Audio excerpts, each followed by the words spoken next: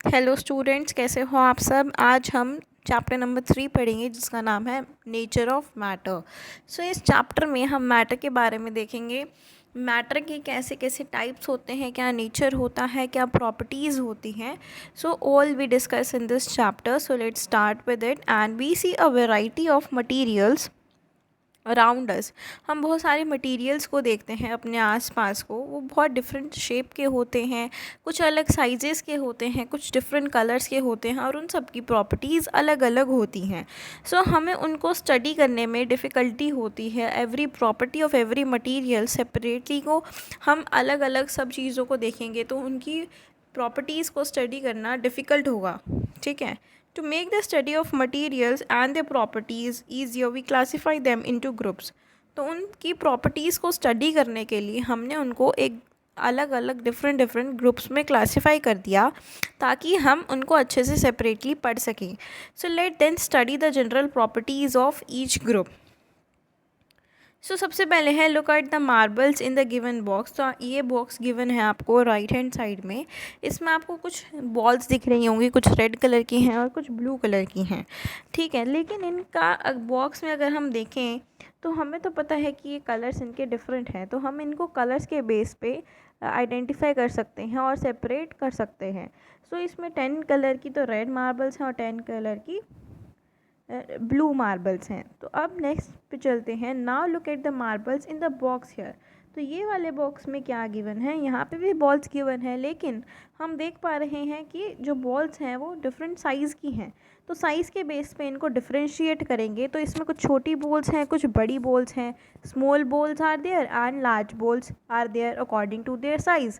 So they have the same colour, colour इनका same है, shape same है, लेकिन क्या डिफ़र है, इनका साइज़ डिफ़र है। सो हम इनको स्मॉलर जो है उनको अलग रखेंगे और जो बड़ी हैं लार्ज हैं उनको अलग रखेंगे। तो 10 स्मॉल मार्बल्स हैं एंड 10 लार्ज मार्बल्स हैं। नेक्स्ट चलते हैं third. Now consider the following set of materials. तो आपको ये मटेरियल्स दिए हैं wood, water, air, glass tumbler, steel plate, milk, plastic bucket and kerosene. तो उनकी सबकी जो गिवन है इनकी प्रॉपर्टी सबकी डिफरेंट होंगी, लेकिन कुछ ऐसे मटेरियल्स होती हैं जो नेचर से हमें मिलते हैं तो हम उन्हें नेचुरली अकरिंग मटेरियल्स बोलते हैं। और कुछ ऐसे मटेरियल्स होते हैं जो हमें मैन मेड, जो मैन बनाता है, जो ह्यूमन बीइंग उस मटेरियल को बना रहा है, तो उस मटेरियल को हम मैन मेड मटेरियल्स या सिंथेटिक मटेरियल्स बोलते हैं। So some of them are naturally occurring while the other are man made. तो कुछ नेचुरल हैं और कुछ मैन मेड हैं। तो कुछ जो नेचुरली होती हैं उनको नेचुरल मटेरियल्स बोलते हैं, as I said earlier. So natural materials,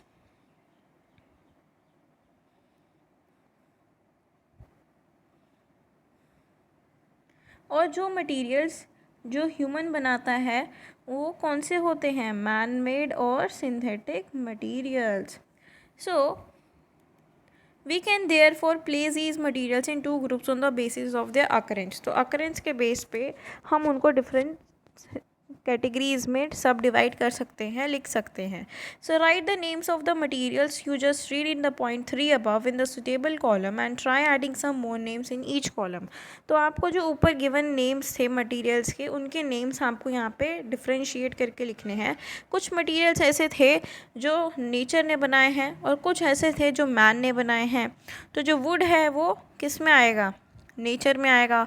water भी नेचर में आएगा, एयर भी नेचर में। Glass tumbler man, steel plate man, milk nature से हमें मिलता है, प्लास्टिक बकेट मैन, और कैरोसिन, कैरोसिन भी हमें नेचर से मिलता है और कोई लोग उसे मैन मेड भी बनाते हैं उसके अंदर केमिकल्स वगैरह डाल के।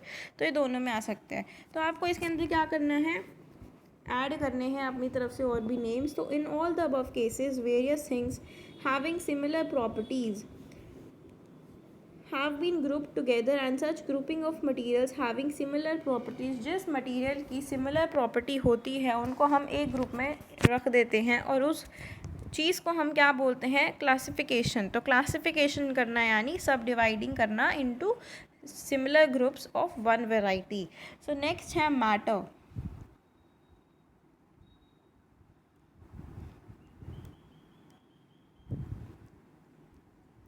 सो all the things that we see around us is known as matter. मतलब जो हमारे आसपास जो भी चीज़ें हैं वो किससे बनती हैं, मेड अप ऑफ मैटर, किसी भी चीज़ से बनती है। और मैटर एक ऐसा चीज़ होता है जिसके अंदर कुछ मास हो और वो कुछ स्पेस को ऑक्यूपाई करता हो। So all matter can be broadly classified into 3 groups, that is solid, liquid और गैस में हम उसको सब डिवाइड कर सकते हैं।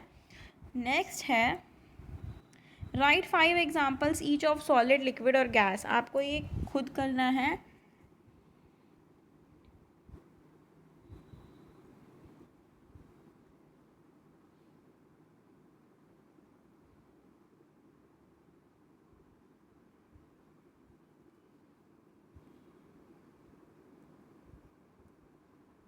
Okay, if you have any doubts please let me know in the comment section.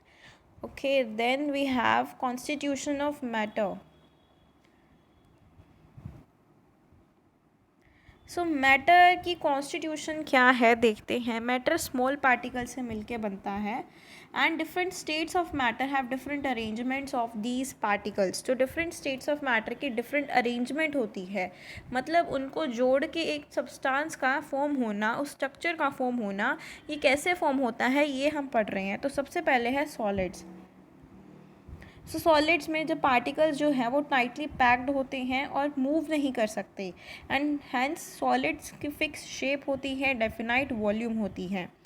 As you can see in this picture this is solid और इसके जो पार्टिकल्स हैं वो टाइटली पैक्ड हैं, वो मूव नहीं कर रहे, एक दूसरे इधर उधर नहीं जा रहे। ठीक है, तो ये सॉलिड है जिसके पार्टिकल्स टाइटली पैक्ड हैं। नेक्स्ट है liquids. The particles are less tightly packed, इसमें लेस टाइटली पैक्ड होते हैं और वो थोड़ा बहुत हिल सकते हैं, लिटिल मूव कर सकते हैं। सो लिक्विड्स हैव डेफिनाइट वॉल्यूम, लेकिन उनकी वॉल्यूम डेफिनाइट होगी, लेकिन कुछ भी फिक्स शेप नहीं होगी उनकी। अब आप देखते हो जैसे वाटर होता है, पानी जो होता है वो लिक्विड में आता है। ठीक है, तो अगर हम पानी को किसी भी चीज़ में डालते हैं, किसी भी बर्तन में डालते हैं, तो वो उसी बर्तन की शेप ले लेता है। जैसे हमने ग्लास में डाला तो ग्लास की शेप ले लेगा, कटोरी में डाला, ठीक है, बाउल में डाला तो बाउल की शेप ले लेगा, किसी बड़े टम्बलर में डाला तो उसकी शेप ले लेगा। नेक्स्ट है gases. In gases the particles have very little hold on each other. इसमें क्या होगा, गैसेस की बहुत कम टाइटली पैक्ड होंगे, वो मतलब लूजली पैक्ड होंगे। So it means they are loosely packed and they are far apart from each other, hence इनकी कोई फिक्स शेप नहीं होगी और ना ही कोई डेफिनाइट वॉल्यूम होगा। सो लिक्विड्स इधर उधर मूव कर पा रहे हैं, ठीक है, स्लाइटली पैक्ड हैं, लेकिन गैसेस लूजली पैक्ड हैं, वो मूव कर जाते हैं कहीं भी और इनकी कोई भी डेफिनाइट वॉल्यूम, कोई भी डेफिनाइट शेप, साइज कुछ नहीं होता। ओके, नेक्स्ट है properties of matter. So let us now study about some common properties of matter. इसमें हम प्रॉपर्टीज़ देखते हैं। सबसे पहले है अपीयरेंस एंड फील। तो materials are known to differ from one another in terms of their appearance. तो हम देखते हैं किसी भी चीज़ को तभी हम उसको रिकॉग्नाइज़ करते हैं ना कि वो क्या चीज़ है। अगर हम टेबल को देख रहे हैं सो उसकी जो स्ट्रक्चर है वो हमें पता है कि ये स्ट्रक्चर की चीज़ जो होगी वो एक टेबल है। अगर हम चेयर को देखते हैं, चेयर किस लिए यूज़ होती है, बैठने के लिए। चेयर को अगर हम देखें तो उसके 4 लेग्स होती हैं, तो हमें पता है कि वो चेयर है। तो उसकी अपीयरेंस से हम देख के बताते हैं कि वो क्या चीज़ है। तो ये अपीयरेंस से देख के हम बताएंगे। तो अपीयरेंस में लस्ट्रस और dull and there feel smooth और रफ। तो अपीयरेंस में लस्ट्रस और डल का क्या मतलब है। लस्ट्रस मतलब जो शाइनी अपीयरेंस देता है, जो चमकता है, और डल मतलब जो नॉर्मल है, उसमें कोई भी अपीयरेंस शाइन की नहीं है, तो वो क्या आएगा डल में। और फील, अगर हम किसी भी चीज़ को टच करते हैं तो हमें पता चलता है कि इसका जो सरफेस है, बाहर की जो कवरिंग लेयर है, वो स्मूथ है या रफ़ है। स्मूथ मीन्स बिल्कुल सॉफ्ट सॉफ्ट सी, और रफ़ मीन जो हार्ड सरफेस होता है उसको रफ़ बोलते हैं। जैसे कि हम कुछ एग्जांपल लेते हैं। Metal generally have lustrous appearance and polished piece of marble has smooth feel. तो जो मेटल्स होते हैं लस्टरस अपीयरेंस के, मेटल्स की हमेशा लस्टरस अपीयरेंस होगी, और कोई भी जो पॉलिश्ड पीस मार्बल का होगा वो स्मूथ फील देगा। ओके, नेक्स्ट एक्टिविटी है add more names to the two given here of few things which differ on the basis of their appearance and feel. तो यहाँ पे दो आपको गिवन है, जैसे पॉलिश मार्बल स्मूथ सरफेस होगा उसका, ठीक है। तो पॉलिश मार्बल का सरफेस स्मूथ है, लेकिन हमें क्या बताना है कि वो लस्ट्रस है या डल है। पॉलिश मार्बल है तो उसमें लस्ट्रस होगा, वो चमकेगा, शाइन देगा। तो यहाँ पे आप लिखोगे लस्ट्रस। नेक्स्ट है सैंड पेपर, जो रफ अपीयरेंस का है, रफ सरफेस का है, तो वो डल अपीयरेंस देगा क्योंकि उसमें तो कोई शाइनी नहीं है। तो यहाँ पे आपको दो ऐड करने हैं और उसके सरफेस के बारे में लिखना है और लस्ट्रस और डल के बारे में लिखना है। नेक्स्ट है हमारे पास transparency. So the property of a material to allow light to pass through it is known as transparency. मतलब कोई भी चीज़ अगर हम देख रहे हैं, जैसे इस एक्टिविटी के थ्रू हम देखते हैं, आपने ग्लास टम्बलर लिया एम्प्टी, ठीक है, उसको आपने लाइट की तरफ रख दिया और उसकी तरफ देखना है।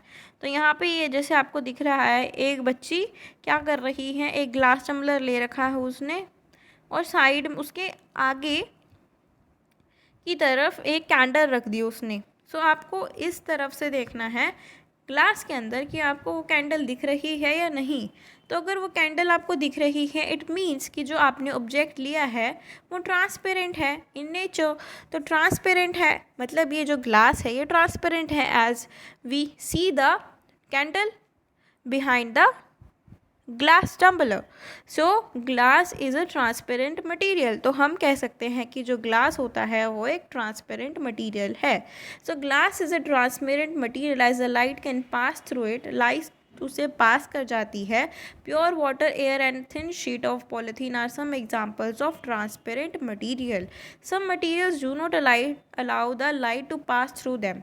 तो कुछ ऐसे ऑब्जेक्ट्स होते हैं जिसमें लाइट को वो पास नहीं करना चाहते, तो उन ऑब्जेक्ट्स को हम क्या बोलेंगे, ओपेक ऑब्जेक्ट्स बोलते हैं या ओपेक मटेरियल्स बोलते हैं। So the plastic sheet, thick plastic sheet को अगर हम लें, ब्लैक बोर्ड लें या वॉल लें, ये सब कौन से मटेरियल्स हैं, ओपेक मटेरियल्स हैं। मतलब उसके आर पार हम नहीं देख सकते। तो आपको एक पीस लेना है वुड का, now hold it against light and look through it. आपने वुड का पीस लिया और उसके आर पार देखने की कोशिश की, ठीक है। उसके अंदर से आपने देखा कि उस तरफ आपने कैंडल रख दी, तो आपने सोचा चलो मैं वुड को भी उठा के देख लेता हूँ, क्या पता ये ग्लास की तरह ट्रांसपेरेंट हो, क्योंकि ग्लास में तो कैंडल दिख रही थी ग्लास के अंदर से। लेकिन जब हमने वुड का पीस लिया तो वुड के अंदर तो हमें दिखा नहीं। तो वुड कौन सा ऑब्जेक्ट हुआ, ओपेक ऑब्जेक्ट हुआ ना, क्योंकि ओपेक ऑब्जेक्ट में लाइट पास नहीं हो सकती और जो मटेरियल पीछे की तरफ था वो हमें आगे की तरफ से नहीं दिखा। So that's why the wood is a opaque material, wood is an opaque material. So wood is an opaque material because light can not pass through it. तो लाइट उसमें से पास नहीं करती, इसीलिए वो ओपेक मटेरियल है। Next है floating sinking. So materials which are lighter than water generally float over it. तो जो मटीरियल्स लाइटर होते हैं वाटर से, वो जनरली फ्लोट करते हैं, यानी तैरते हैं। फ्लोटिंग मीन्स तैरना, ठीक है। तो इसके एग्जाम्पल हम देखते हैं। टेक सम वाटर इन अ मग। आपको कुछ वाटर लेना है, उसके अंदर आपने कुछ पीसेस आइस क्यूब्स डाल देनी है। फिर आप देखोगे कि जो आइस क्यूब्स थी, आइस पीसेस थे, वो पानी के ऊपर फ्लोट कर रहे हैं, तैर रहे हैं। बिकॉज क्यों कर रहे हैं वो ऐसा, क्योंकि वो वाटर से लाइटर हैं वेट में। So that's why they are floating on the water surface. So materials which are heavier than water generally sink in it. Sink मतलब डूब जाना और float मतलब तैरना। So sink का क्या मतलब हुआ,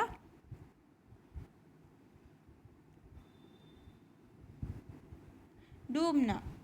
तो आपको सेम वही करना है।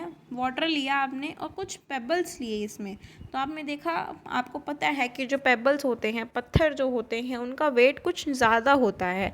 तो आपने उसको पानी के अंदर डाल दिया। फिर आप देखोगे कि जो पेबल्स थे वो वाटर के नीचे वाले सरफेस पे बैठ जाएंगे, ठीक है, और वो हिलेंगे नहीं। जैसे आइस क्यूब्स तो ऊपर फ्लोट कर रही थी ऊपर वाले सरफेस पे, लेकिन पेबल्स जो है नीचे वाले सरफेस पे रहेंगे। क्यों? क्योंकि उनका वेट ज़्यादा है, हैवी है, तो इसलिए वो सिंक कर गए, वो फ्लोट नहीं करेंगे। सो पेबल्स सिंक इन वाटर। सो ये हम इस चैप्टर को यहीं तक करेंगे इस वीडियो में, और नेक्स्ट पार्ट जो है हम डिफ्यूजन से इसको शुरू करेंगे इन द नेक्स्ट वीडियो।